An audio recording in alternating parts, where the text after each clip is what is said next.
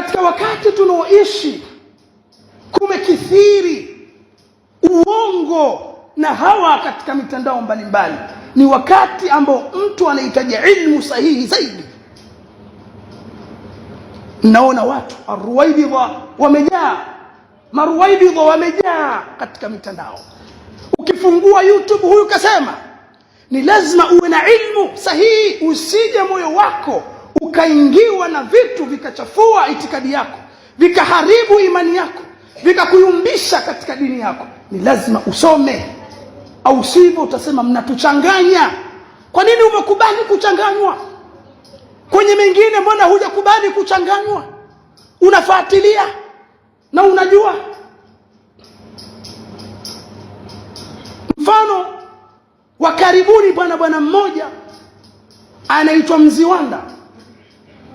Mnafahamu maneno mabaya aliyozungumza dhidi ya mke wa Bwana Mtume sallallahu alaihi wasallam, Khadija radhiallahu ta'ala anha, kwa kutumia neno ambalo ni katika misimu, ni neno lililozuka katika jamii, ambao maneno haya misimu yanaweza kutokea na kuondoka, na si maneno rasmi wala sio lugha sanifu.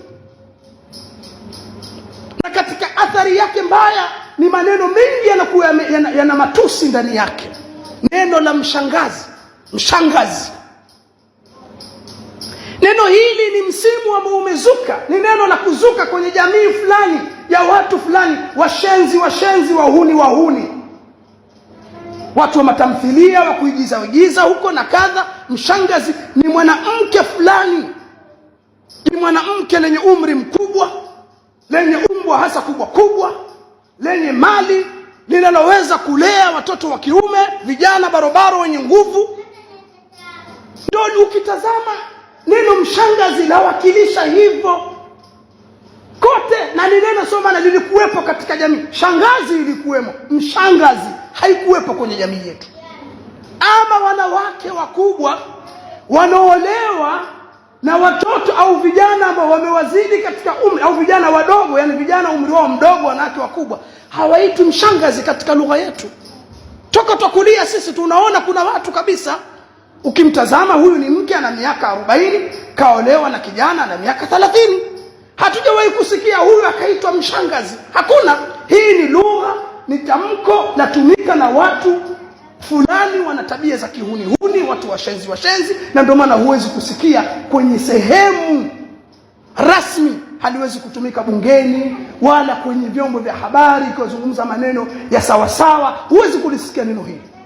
Leo neno hili uje useme Mama Khadija alikuwa ni mshangazi. Alafu Mziwanda ana tabia moja ya kujiona ni mtu ana elimu sana, kama ana akili sana hivi kuliko watu wengine. Ana kitu taalum, alafu sasa ni kusoma vizuri tu.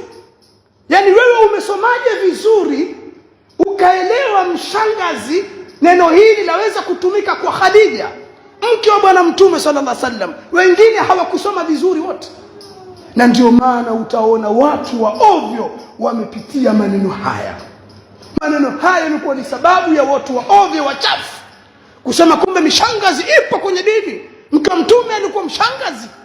Sasa hivi hali inaenea kwa sababu ya mtu huyu khabithi. Mziwanda ni khabithun. Yani mtu sio kama ana ilmu, mjanja hivi. Ni mjanja, sio kama ni mtu ana maarifa ya dini na ilmu, mjanja sana. Na ndio maana utaona amezungumza kabisa kwamba kama wewe unafanya kazi ya dini na hujatongozwa, basi hujafanya kazi yako vizuri.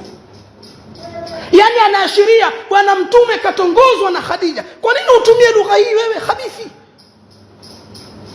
Hii lugha ya nini? Hivi neno kutongoza likitamkwa tu, al-maana al-mutabadiru fi dhihni, maana yake ni nini? Ni kuposa. Hakuna anafahamu hivyo. Ile maana al-awwal ni ipi? Lakini ataka kuashiria watu, yani atakutumia lugha zile za vijana za mtaani, kwa sababu hawa ni mashehe, watakujionyesha nao pia wana uhuni fulani, wanajua mambo ya kimtaani. Maneno huyu bwana huyu na Hashim Rusaganya wanapenda sana lugha hizi. Hatusiweza kuzungumza hutuba atukana tu. kuonyesha kama yeye ni shekhe lakini pia ajua matamko ya kihuni. La, sio makamu yake, sio sehemu yake. Wewe Muislamu waweza kufahamu kwamba kweli yafaa kuita hivyo, Khadija yafaa kuitwa hivyo, sababu hujasoma vizuri, hujakaa na watu wasome. Ni lazima usome uwatambue watu kama hawa pia wenye maneno mabaya kabisa, na nasibu yake biidhnillah taala. Tukijaliwa kwenye mhadhara wetu wa magharibi, nitamwekea sehemu, nitanata na sehemu nitasimama kidogo kwa sababu ya huyu bwana Mziwanda.